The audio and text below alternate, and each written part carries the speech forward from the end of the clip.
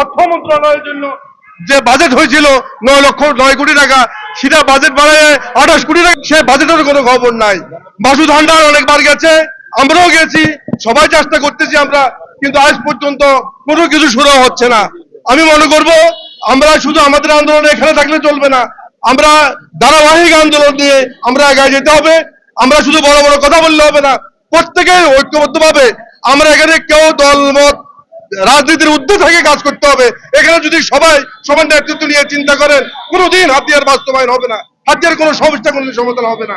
আমি এই আশাবাদ ব্যক্ত করে আমি সবাইকে উদ্যত আহ্বান জানাবো, হাতিয়ার যত সংগঠন আছি আমরা, হাতিয়ার যত রাজনীতিবিদ বর্তমানে আছেন, প্রত্যেকে মিলে ঐক্যবদ্ধভাবে কাজ করলে হাতিয়ার সমস্যার সমাধান অবশ্যই হবে, অবশ্যই হবে, অবশ্যই হবে। এই আশাবাদ ব্যক্ত করে আমি আমার ক্ষুদ্র বক্তব্য শেষ করলাম। সালাম আলাইকুম।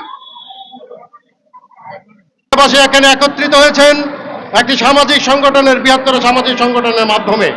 আমরা সাধুবাদ জানাই সেই সামাজিক সংগঠনগুলোকে যারা আজকে আমাদেরকে এখানে একত্রিত করার সুযোগ করে দিয়েছেন।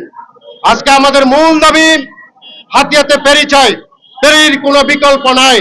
হাতিয়াতে ফেরি চাই, ফেরির কোনো বিকল্প নাই। আপনারা জানেন নিঝুম দ্বীপকে পর্যটক এলাকা হিসাবে ঘোষণা করা হয়েছিল, সেখানে 158 কোটি টাকা বাজেট বরাদ্দ হয়েছে, কিন্তু তার অদৃশ্য ইশারায় সেই নিঝুম দ্বীপের পর্যটন খাতকে আমরা যেন বন্ধ পাচ্ছি। আজকে যদি ফেরি চলাচলের ব্যবস্থা থাকতো তাহলে হাতিয়া হতো বাংলাদেশের একটি সমৃদ্ধশীল একটি দ্বীপ। এই দ্বীপে আমরা যারা বসবাস করি, আমরা কিন্তু প্রকৃতির সাথে যুদ্ধ করে নদী ভাঙ্গার এলাকায় আমরা বড় হয়েছি, আমাদের পূর্বপুরুষেরা বড় হয়েছে, আমরা জানি কিভাবে যুদ্ধ করতে হয়। আমাদেরকে যুদ্ধ করার জন্য কাউকে শেখানো লাগবে না। আমরা সরকারের কাছে অনুরোধ করব, বিনীতভাবে অনুরোধ করব, সাহায্য করা না হলে হাতিয়াবাসী বৃহৎ আমাদের পার্শ্ববর্তী দ্বীপ 2100 বর্গ কিলোমিটারের হাতিয়া যদি ফেরি না হয়, 700 বর্গ কিলোমিটারের সন্দ্বীপ কিভাবে ফেরি পায়? নিঝুম দ্বীপের দেশ হাতিয়া যদি ফেরি না হয়, সন্দ্বীপ কেন ফেরি পায়? আমাদের ছাত্র জনতার গণ অভ্যুত্থানে নিহত শহীদ রিজভী, শহীদ রিটনের হাতিয়ায় আমরা ফেরি চাই। এই ফেরি বন্ধের দাবিতে যদি কোন সিন্ডিকেট এটার বিরুদ্ধে রুখে দাঁড়ায়, আমরাও তাদের বিরুদ্ধে রুখে দাঁড়াবো ইনশাআল্লাহ।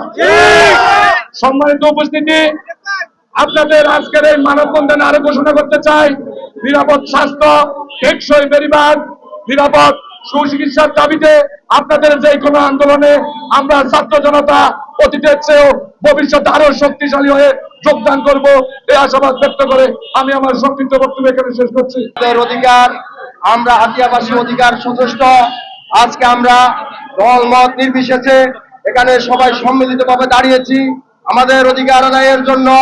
আমরা যদি আমাদের অধিকার আদায়ে এখানে ব্যর্থ হই, আমরা আরো কঠোর কর্মসূচি দেব।